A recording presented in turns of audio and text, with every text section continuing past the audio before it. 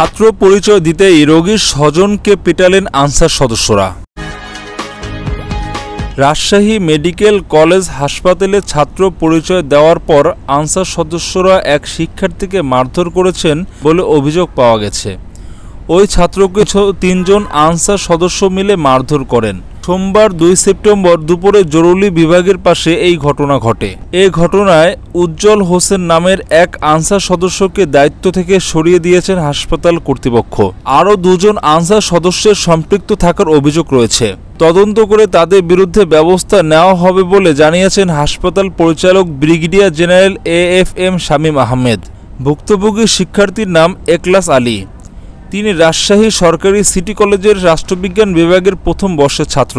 বাড়ি রাজশাহীর দুর্গাপুর উপজেলার জয়কৃষ্ণপুর গ্রামে।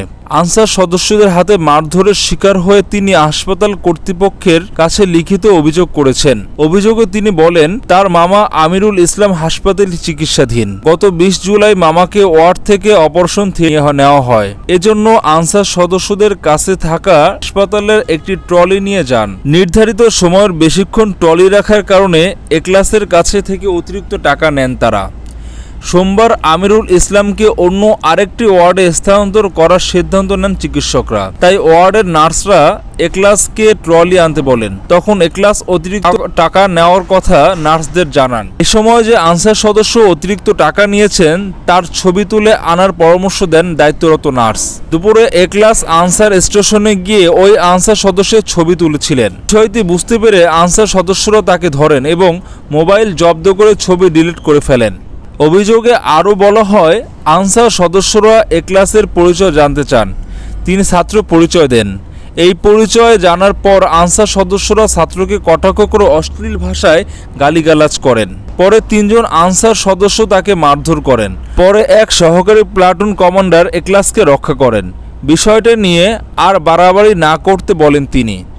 হাসপাতালের পরিচালক brigadier general AFM Shamim Ahmed বলেন, ভুল বোঝাবুঝির কারণে এ ঘটনা ঘটেছে। যে আনসার সদস্যরা খুবই অ্যাগ্রেসিভ ছিলেন তাকে তাৎক্ষণিকভাবে হাসপাতালের দায়িত্ব থেকে অব্যাহতি দেওয়া হয়েছে।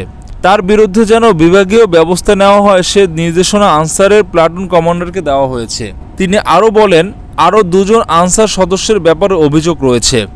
আমি বিষয়টি তদন্ত করবার জন্য বলেছি। মঙ্গলবার তদন্ত কমিটি গঠন করে দেব। তদন্ত প্রতিবেদন অনুযায়ী পরবর্তী পদক্ষেপ নেওয়া হবে। ভিডিওটি ভালো লাগলে লাইক দিবেন এবং কমেন্ট করে আপনার মতামত জানাবেন এবং সাবস্ক্রাইব করে আমাদেরকে আরও ভিডিও বানানোর উৎসাহিত করবেন। ধন্যবাদ।